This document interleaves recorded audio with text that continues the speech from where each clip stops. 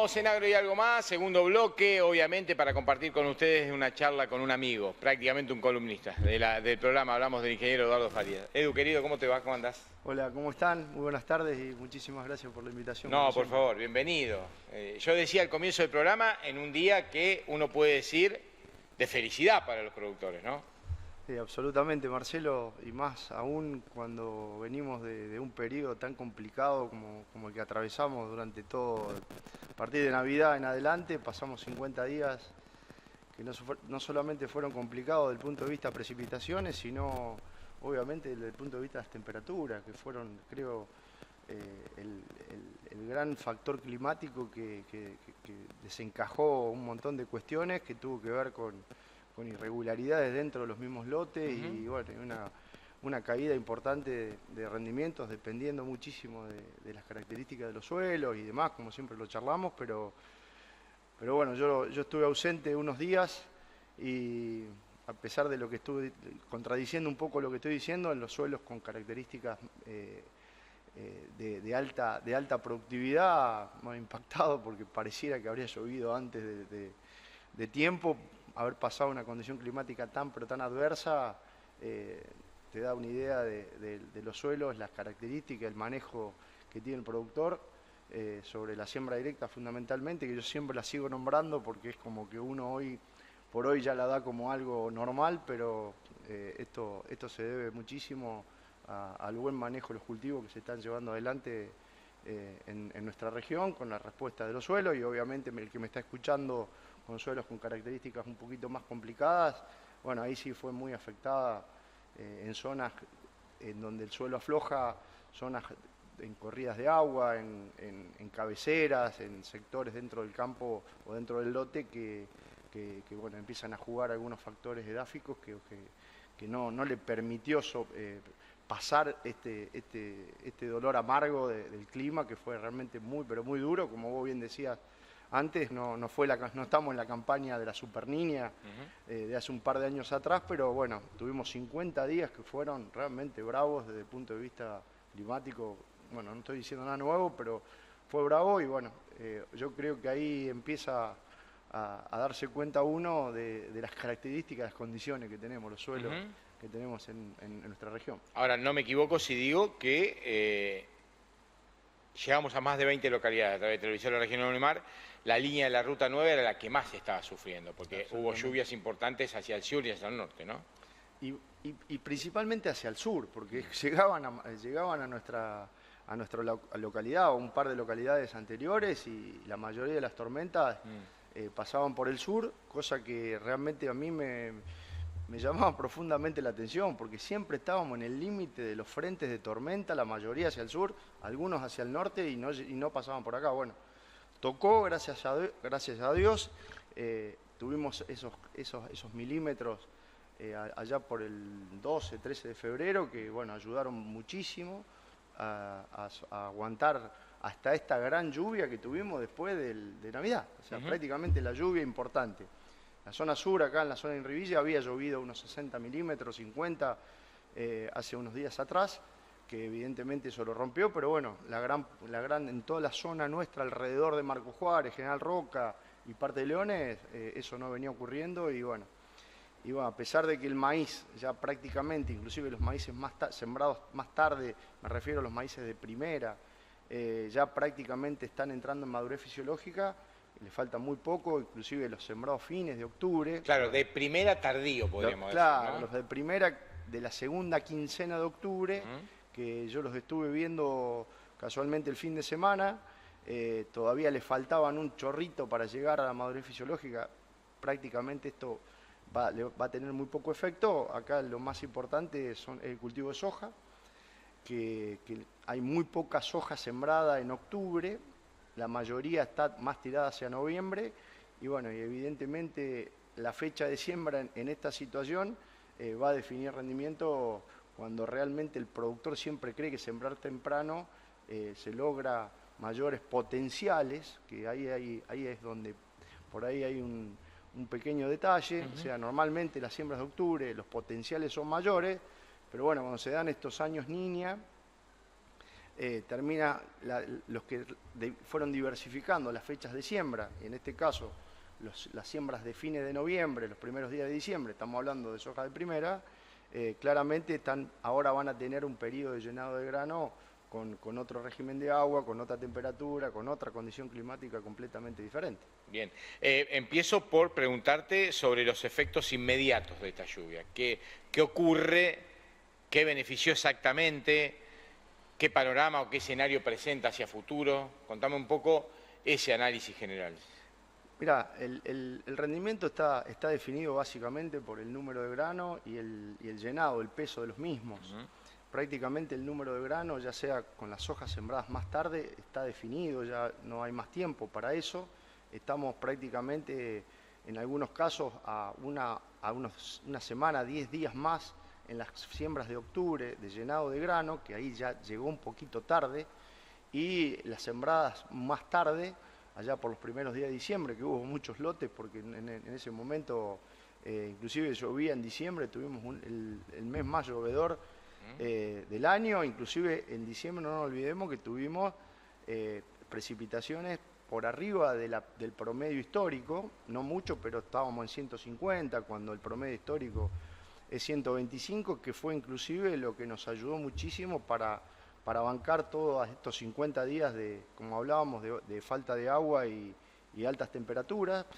Pero claramente esto va a definir en el llenado de grano, que es el segundo factor de rendimiento. El peso del grano define inclusive toda la genética nueva, las nuevas tecnologías, hacen de que el peso del grano pase a ser un factor muy importante de rendimiento.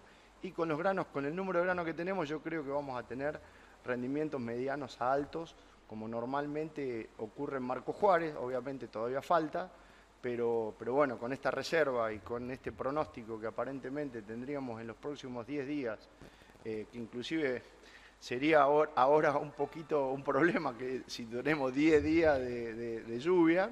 Se retrasa la cosecha. Y aparte que hay un exceso hídrico, empieza a haber una falta de oxígeno en las raíces, falta de radiación fundamentalmente para que se produzca la fotosíntesis.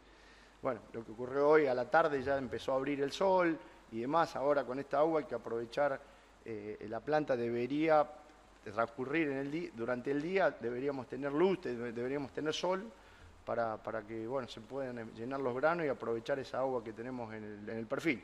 Vamos a ver qué pasa. Los pronósticos están marcando bueno, un periodo lluvioso muy importante, que bueno, a pesar de que para la soja, obviamente, es muy importante para llenar el grano, como recién lo decíamos, bueno, ya estamos pensando en la fina, en el cultivo de trigo, en los cultivos de cobertura, en algunas situaciones, los cultivos de invierno, en definitiva, que obviamente llenar el perfil del suelo, el primer 1,5 metros, 2 metros de profundidad, hacen a que empecemos a pensar en una campaña que evidentemente el cultivo de trigo es un cultivo fundamental para la rotación y bueno, esto yo creo que va a ser muy importante. Inclusive los pronósticos que yo estuve viendo hablan de un marzo que va a ser más llovedor a lo normal y un mayo también con condiciones normales. Eso significa que bueno, el cultivo de invierno más importante es el trigo. Estamos creando una expectativa interesante para empezar a ver elección de variedades y ver en el lote que corresponde. Bien, ya voy al futuro inmediato, vuelvo hacia el presente. Dijiste que el maíz tenía el partido jugado, que esta lluvia viene fantástico para todo, pero el maíz ya estaba en su etapa de desarrollo absolutamente jugado. ¿Cómo está el maíz? Es la pregunta. ¿Cuál es la observación que se hace en materia general y por la opinión que podéis tener de todos los productores? Sí, en general lo que estamos escuchando son rendimientos buenos. Por ahora se empezaron a trillar algunos lotes, no son muchos. La información que tengo es que los rendimientos se mueven entre los 100 y 120 quintales por hectárea, que si uno lo analiza desde el punto de vista niña no está mal. Si uno lo analiza que durante todo el llenado de grano de esa siembra, porque no nos olvidemos que sembramos maíz a partir de los primeros días de septiembre, claro, y tenemos maíces sembrados a fines de octubre, o sea, prácticamente con una diferencia, una ventana de siembra de 50 a 60 días, que no es lo habitual, inclusive los que sembraron en la segunda quincena de octubre, tuvimos floración en enero. Eso hizo de que, bueno, obviamente tuvimos la suerte de que la primera quincena de enero no fue tan complicada desde el punto de vista temperatura.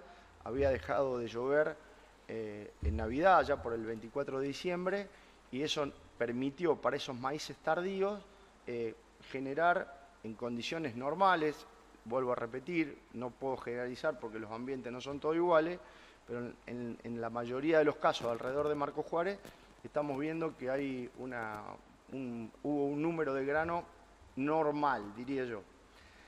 Inclusive los que estaban sembrados los primeros días de octubre recibieron mejores condiciones porque la floración se dio 20 días antes de lo que recién decía, ya por el 10 de diciembre. En ese momento, diciembre, estábamos diciendo todo que los climatólogos se habían equivocado, que no era niña, que el año era niño. Bueno, después nos dimos cuenta que algo de razón tenían cuando fueron transcurriendo los días. Y sobre todo eso se ve en la irregularidad de la lluvia. Absolutamente, ¿no? Claro. Absolutamente. Es muy heterogéneo, como vos bien decías. Llovía hacia el sur principalmente, al norte también. Marcos Juárez pasaba de largo o la línea de la Ruta 9. Pero francamente estamos en una condición muy buena debido a las condiciones que tuvimos la primavera, que fue brillante desde el punto de vista de temperatura, desde el punto de vista hídrico. Y bueno, y el verano arrancó bravísimo, enero. Claro. Esas olas de calor que tuvimos, realmente haber soportado los cultivos como los soportaron, realmente es increíble. Te consulto, también debe ser de datos que recorres y que vas escuchando. La superficie de maíz en nuestra región, ¿fue la normal teniendo en cuenta, vamos a poner el escenario de la decisión de sembrar el maíz, chicharrita, agua insuficiente, bueno, niña, todo lo pronóstico combo, que estaba, todo en contra. Sin embargo, dice que hay bastante superficie más allá de lo que... Marcos Juárez realmente hubo algunos casos puntuales en donde redujeron la superficie o algún productor chico que prefirió dejar de lado el cultivo de maíz por los riesgos que... no olvidemos que el tema chicharrita fue tremendo. El año pasado no había otro tema de conversación entre los productores, inclusive hay muchos productores que siembran en el norte, que contaban sus experiencias y realmente es difícil de entender, de llevar adelante un cultivo que no lo vas a cosechar. Claro, pero ¿hay alguna explicación técnica que explique, valga la redundancia, que no vino la chicharrita? Porque era como que era más allá de que le explicamos a la gente, la chicharrita no es de esta zona, es del norte del país, pero el año pasado se vino con todo y parecía que iba a ser peor, según lo que decían los especialistas. ¿Qué pasó? ¿Se sabe? No, vamos a verlo al revés, Marce. Lo que vemos es que el año pasado se dio una condición ambiental absolutamente favorable para una plaga que existe en el norte de hace muchos años. Y bajó para el sur y bueno, y arrasó para... En realidad, la zona nuestra zona, Marcos Juárez, bueno, como vos decías, hay 20 localidades a la redonda y esto que digo vuelve a ser muy discutible, pero Marcos Juárez sembró el maíz de segunda prácticamente en los primeros días de diciembre del año pasado y el efecto chicharrita prácticamente no llegó. Aquellos que hayan sembrado en la segunda quincena de diciembre sí tuvieron algún tipo de daño, pero no se comparó nunca con el daño que tuvieron los productores de Santiago del Estero, del norte de Córdoba, del norte de Santa Fe, o del centro norte, diría yo, de Córdoba a Santa Fe para Santiago del Estero. O sea, nosotros acá prácticamente no nos dimos cuenta. Sí te da temor lo que uno escuchaba, las imágenes que veíamos. Por lo poco habitual de la plaga, claro, acá. Porque es el efecto del extraño, ¿no? Desde el punto de vista. Imagínate llevar adelante una agricultura en donde la probabilidad de lograr el rendimiento mínimo para igualar los costos que no esté, que no exista. Obviamente el susto es grande porque el daño podría ser realmente complicado. Bueno, los especialistas en este tema no se equivocaron en absoluto. Hubo un trabajo excelente por parte de instituciones, de INTA, de APRESID. Se juntaron todos a trabajar, a monitorear y toda esa información que nosotros recibimos fue lo que al final se produjo en el campo. Entonces, no dejamos de tomar las precauciones que creíamos que debíamos tomar, elegimos híbridos que veíamos que tenían un poco de mejor conducta, porque ninguno era totalmente resistente a la chicharrita, pero asimismo, y tomamos decisiones desde el punto de vista climático. En su debido momento, sentamos con los productores que asesoramos y les planteábamos que nosotros creíamos que el problema climático podía ser mucho peor que el de la chicharrita, a pesar de que ninguno de los dos debíamos dejarlo de lado. Y bueno, seguimos un poco los pronósticos que nos planteaban los climatólogos y me parece que no nos equivocamos.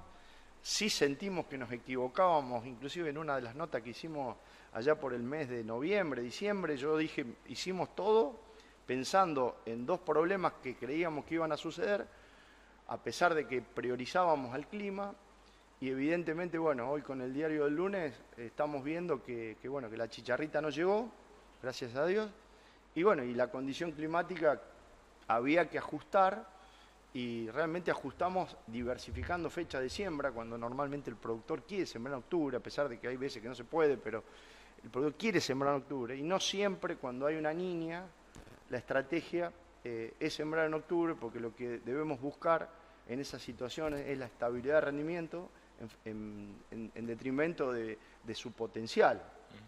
Y bueno, ahora estamos al terminar el partido y bueno, estamos cerca de la cosecha que seguramente arrancará el mes que viene. Hacemos una pausa. Cuando volvamos, hablamos de el futuro, hablamos de la planificación. Recién dijiste algo que me quedó y que te quiero consultar. El trigo es muy importante para la rotación. ¿Me vas a explicar por qué y cómo se viene esa planificación a futuro y qué se espera para los próximos días? Porque esto vino ideal para la soja y todo exceso también me empieza a complicar. Me lo vas a explicar en un rato. Perfecto. Pausa y ya venimos con más Agro y algo más.